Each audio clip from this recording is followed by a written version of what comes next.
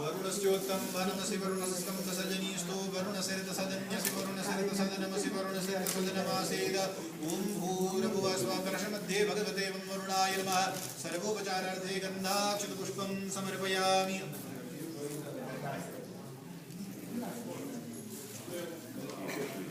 मनोज्योतिर्जुखदामाद्यस्य बृहस्पतिर्जन्ममिमन्तनोद्वरिष्ठं जन्मको समिमन्दधातु विश्वे देवास इहमादयन्तामो प्रतिष्ठा भगवते वरुणाय नमः सुप्रतिष्ठितो वरदो भवता नमो नमस्ते स्फटिकप्रभाय सुश्वेतहाराय सुमङ्गलाय सुपासहस्ताय यशासनाय जलाधिनाथाय नमो नमस्ते भगवते जलाधिनाथाय नमः नमस्कारान् समर्पयामि अंकुशमुद्रया सूर्यमण्डलात् सर्वाणि तीर्थान्यावाह्य हिन्वानृतिकृत्य अस्त्रेण संरक्ष्य मत्स्यमुद्रामाच्छाद्य वं वरुणाय नमः वं वरुणाय नमः वं वरुणाय नमः वं वरुणाय नमः वं वरुणाय नमः वं वरुणाय नमः वं वरुणाय नमः वं वरुणाय नमः वं वरुणाय नमः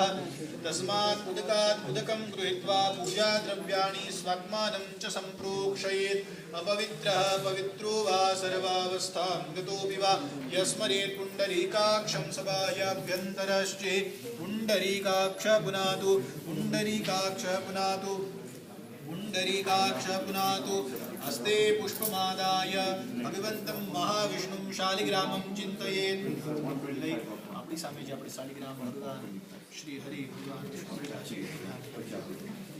विष्णोरराटमसि विष्णोः स्नग्रेस्तो विष्णोः स्यूरसि विष्णोर्ध्रुवोऽसि वैष्णवमसि विष्णवे त्वा ॐ भूर्भुवः स्वः भगवते महाविष्णवे शालिग्रामाय श्रीहरये नमः ध्यानार्थे पुष्पं समर्पयामि